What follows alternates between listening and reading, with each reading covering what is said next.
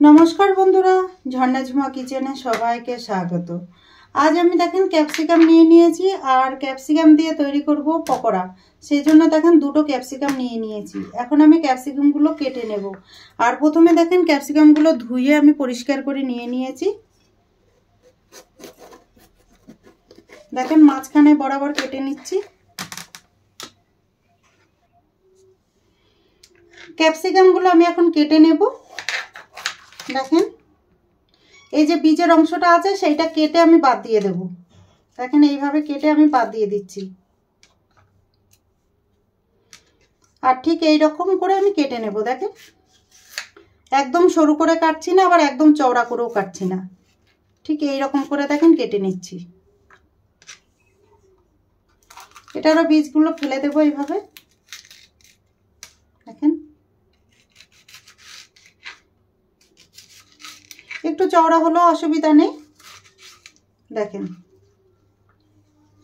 এইভাবে পুরো ক্যাপসিকামগুলো কেটে নেব।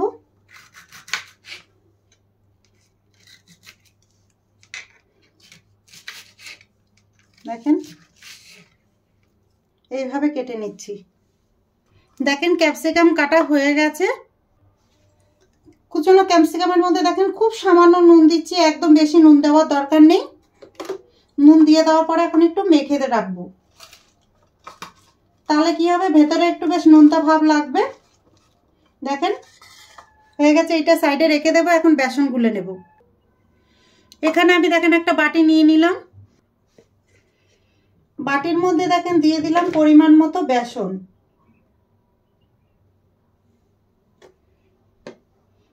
দু চামচের একটু বেশি দিলাম বেসন। দিয়ে দিলাম চালের গুঁড়ো, 2 চামচ চালের গুঁড়ো দিলাম আমি। টেস্ট হিসাবে দিয়ে দিলাম নুন, হলুদ গুঁড়ো, দিয়ে দিলাম লঙ্কা গুঁড়ো। এখন একটু মিশিয়ে নেব। দেখেন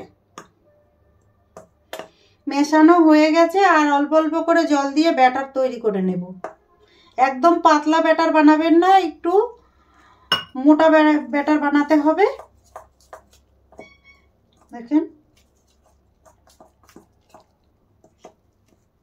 একবারে জল দেব না, অল্প অল্প করে জল দেব আর বেসন আর চালের গুঁড়ো গুলিয়ে নেব।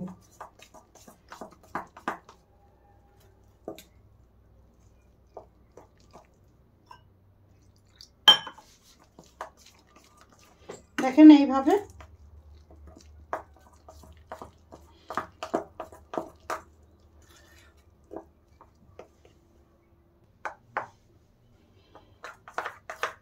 দেখেন বেসন আমি ভালো করে গুলিয়ে নিয়েছি।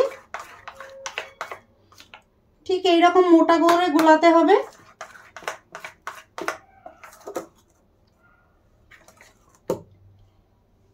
দেখেন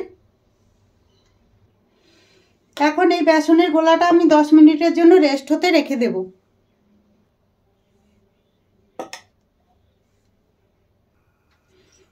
বেসন গোলাটা এখন আমি একবার দেখে নেব।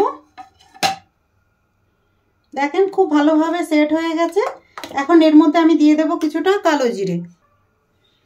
দিয়ে দিলাম কালো জিরে। কালো জিরে দিয়ে দেওয়ার পরে আরেকটু ফেটিয়ে নেব। আর কালো জিরেটা দিলে মুখে পড়লে বেশ খেতে ভালো লাগে। চাইলে আপনারা এমনি নর্মাল জিরো দিতে পারেন, আবার পোস্তও দিতে পারেন, সাদা তিলও দিতে পারেন। দেখেন ভালো করে গুলিয়ে নিয়েছি।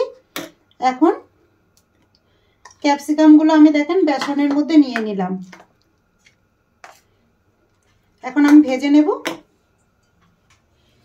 তেল দেখেন ভালোভাবে গরম হয়ে গেছে। এখন আমি দেখেন ক্যাপসিকামগুলো বেসনের মধ্যে গুলিয়ে আমি দিয়ে দিলাম।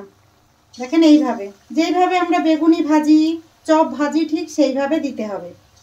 দেখেন দেখেন এইভাবে।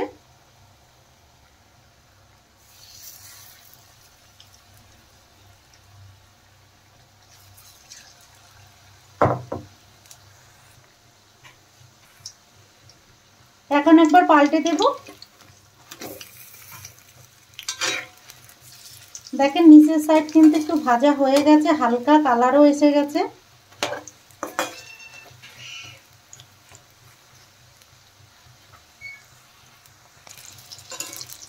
উল্টে পাল্টে পকোড়াগুলো খুব ভালো করে ভেজে নিতে হবে। এখানে আপনাদের কাছে যদি চালের গুঁড়োটা না থাকে সেই ক্ষেত্রে আপনারা কর্নফ্লাওয়ার দিয়েও কিন্তু রান্না করতে পারেন। দেখেন পকোড়া ভাজা হয়ে গেছে, এখন আমি তুলে নিচ্ছি।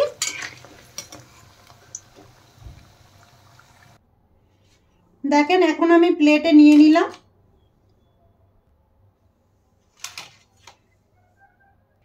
তৈরি হয়ে গেছে ক্যাপসিকামের পকোড়া। এই রেসিপিটা যদি আপনাদের ভালো লাগে তাহলে আমার চ্যানেলটাকে সাবস্ক্রাইব করবেন, লাইক করবেন, কমেন্ট করবেন আর অবশ্যই শেয়ার করবেন। আর আমি যেইভাবে বানিয়েছি এইভাবে বানিয়ে আপনারা চায়ের সাথে বা কফির সাথে খেতে পারেন। আর আমার ভিডিওটা দেখার জন্য আপনাদের ধন্যবাদ।